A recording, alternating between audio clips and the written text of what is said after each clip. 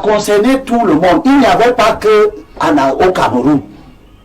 L'administration coloniale avait le laissé-passer dans beaucoup d'autres pays colonisés par la France. C'était une mesure utilisée d'abord pour la lutte contre l'exode rural, pour contrôler le mouvement des populations. Et puis après, quand les mouvements nationalistes sont arrivés, notamment au Cameroun, ça a aussi servi à utiliser, à contrôler un peu les mouvements des personnes. Ce n'était pas organisé contre une communauté. Il y a beaucoup de ressortissants du centre pour aller à Douala devait y avoir un laissez-passer. Des ressortissants du sud qui pour aller au centre devaient avoir, bon, à l'époque, la grande, la région, il n'y avait pas centre, il n'y avait pas sud, il y avait centre-sud. Centre-sud. Mais les gens du centre-sud qui voulaient aller au littoral prenaient un laissez-passer. Les gens du littoral qui voulaient aller à la capitale, ici, à Yaoundé, prenaient un laissez-passer, etc. etc.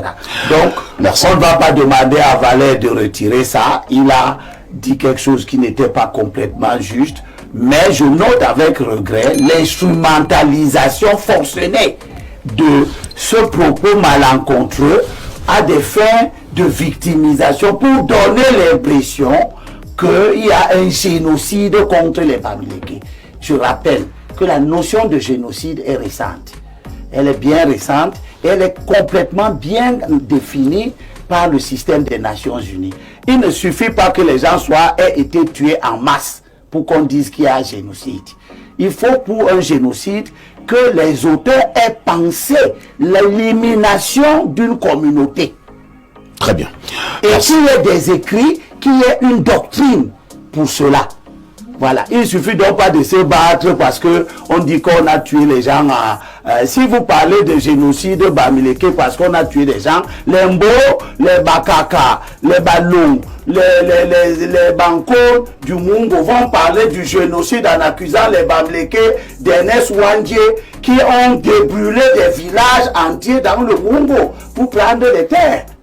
Et ça ne se passe pas avant les indépendances. Ça se passe entre 60 et 71 quand on arrête Ernest Wandje, qui est un bandit, un grand bandit. Comment ça? Il ne faisait pas de la politique. Le terme au Cameroun était déjà indépendant.